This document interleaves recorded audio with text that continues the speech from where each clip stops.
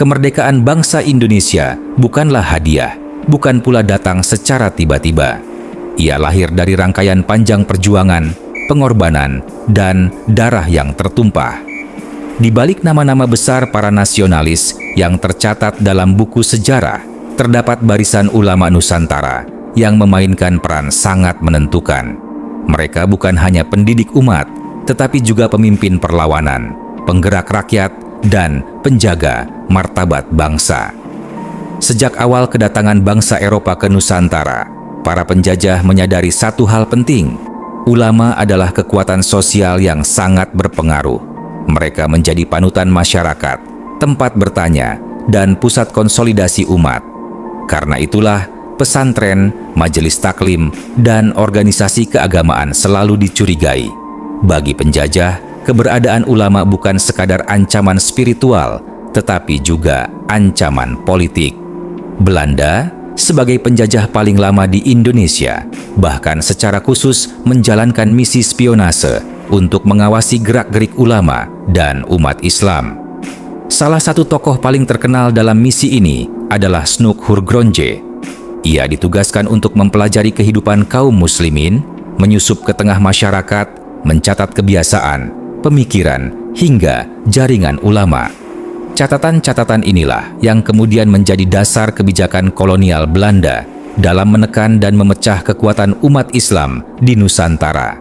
Namun, pengawasan ketat itu tidak menyurutkan semangat para ulama. Justru sebaliknya, perlawanan semakin menguat. Salah satu gambaran paling jelas dari perjuangan ulama melawan penjajah terlihat dalam Perang Diponegoro atau Perang Jawa yang berlangsung antara tahun 1825 hingga 1830. Pangeran Diponegoro yang bergelar Kanjeng Abdul Hamid Amirul Mukminin Sayyidin Panatagama Khalifatullah Tanah Jawa ing Mataram memimpin perlawanan besar yang melibatkan banyak kiai dan santri. Perang ini mengguncang kekuasaan Belanda, menguras kas kolonial, dan menimbulkan ketakutan luar biasa. Sayangnya, perlawanan besar itu berakhir dengan cara yang sangat pahit. Melalui tipu muslihat Jenderal de Kock, Pangeran Diponegoro ditangkap saat perundingan, kemudian dibuang ke Manado dan Makassar hingga wafat pada tahun 1855. Meski demikian, api perjuangan tidak pernah padam. Di Minangkabau, semangat perlawanan ulama juga menyala dalam Perang Padri yang berlangsung dari tahun 1821 hingga 1837. Perang ini dipimpin oleh Tuanku Imam Bonjol. Meski sering digambarkan sebagai konflik antara kaum Padri dan kaum adat, faktanya campur tangan Belanda sangat kuat. Belanda memanfaatkan konflik internal untuk melemahkan perlawanan umat Islam. Pada akhirnya, Tuanku Imam Bonjol ditangkap dan dibuang ke Ambon, lalu Manado, hingga wafat pada tahun 1864. Namun, seperti halnya di Ponegoro, keteladanan Imam Bonjol justru menjadi simbol perlawanan yang abadi. Aceh menjadi wilayah yang paling lama dan paling keras melawan penjajahan. Sejak tahun 1873 hingga awal abad ke-20, perlawanan rakyat Aceh hampir tidak pernah padam. Ulama dan tokoh-tokoh Islam berdiri di barisan terdepan. Nama-nama seperti Teuku Umar, Teuku Cikditiro, Kut Nyak Dien, Kut Meutia, Keumala Hayati, hingga Teuku Nyak Arif menjadi legenda perjuangan. Perang Aceh bukan sekadar konflik militer, tetapi juga perang ideologi dan keyakinan, di mana jihad melawan penjajah menjadi landasan utama perlawanan. Di kawasan timur Nusantara, keterlibatan Islam dalam melawan penjajah juga sangat nyata. Di Maluku, Sultan Khairun dari Ternate berhasil memukul mundur Portugis. Ketika Portugis merasa tidak mampu melanjutkan peperangan, mereka mengajukan perundingan damai. Dengan penuh kepercayaan, Sultan Khairun menerima ajakan tersebut. Bahkan, perjanjian damai dilakukan dengan sumpah atas kitab suci. Sultan Khairun mengangkat Al-Quran, sementara pihak Portugis mengangkat Injil. Namun, watak penjajah tetaplah sama.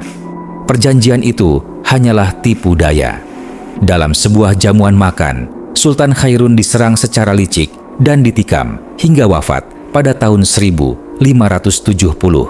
Gugurnya, Sultan Khairun menjadi bukti bahwa penjajahan tidak mengenal kehormatan, bahkan dalam perundingan damai sekalipun.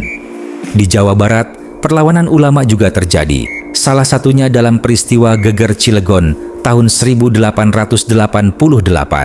Dipimpin oleh Kiai Wasid dan Kiai Haji Ismail, rakyat bangkit melawan penindasan kolonial. Meski perlawanan ini berakhir dengan banyaknya korban di pihak ulama dan santri, tidak sedikit pejabat Belanda yang berhasil ditumpas. Peristiwa ini menunjukkan bahwa pesantren dan ulama bukan kekuatan pasif, melainkan aktor utama dalam perlawanan rakyat. Memasuki abad ke-20, perjuangan ulama memasuki fase baru. Salah satu tokoh paling penting dalam fase ini adalah Kiai Haji Hashim Asy'ari. Sepulang dari menuntut ilmu di Makkah, beliau menepati janji dan sumpahnya di Multazam. Pada tahun 1899, Kiai Haji Hashim Asy'ari mendirikan pondok pesantren Tebuireng di Jombang, Jawa Timur. Pesantren ini tidak hanya menjadi pusat pendidikan Islam, tetapi juga pusat kaderisasi pejuang. Dari Tebuireng lahir ribuan kiai dan santri yang kelak menyebar ke seluruh Nusantara. Mereka bukan hanya membawa ilmu agama, tetapi juga semangat perlawanan terhadap ketidakadilan.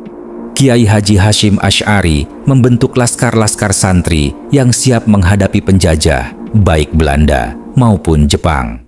Perlawanan yang dilakukan bukan hanya secara fisik, tetapi juga kultural dan ideologis. Sejarah mencatat bahwa pesantren adalah kelompok yang paling sulit ditundukkan oleh penjajah. Karena itulah, Kiai Haji Hashim Asy'ari dan pesantrennya tidak pernah lepas dari pengawasan dan spionase. Namun, tekanan itu tidak menghentikan perjuangan. Justru, pesantren menjadi basis pergerakan nasional yang sangat penting. Puncak peran ulama dalam perjuangan kemerdekaan terjadi pada masa pasca proklamasi. Ketika Belanda berusaha kembali menjajah Indonesia, Kiai Haji Hashim Asy'ari mengeluarkan fatwa resolusi jihad pada 22 Oktober 1945. Fatwa ini menegaskan bahwa mempertahankan kemerdekaan adalah kewajiban agama. Seruan ini menggerakkan rakyat, santri, dan ulama untuk bangkit melawan penjajah, yang kemudian berpuncak pada peristiwa heroik seperti Pertempuran Surabaya. Jejak perjuangan ulama Nusantara membuktikan bahwa kemerdekaan Indonesia bukan hanya hasil diplomasi atau senjata, tetapi juga buah dari keyakinan, keteguhan iman, dan keberanian moral. Ulama pesantren telah menjadi motor, motivator, sekaligus negosiator dalam perjalanan panjang bangsa ini menuju kemerdekaan yang hakiki, lahir dan batin.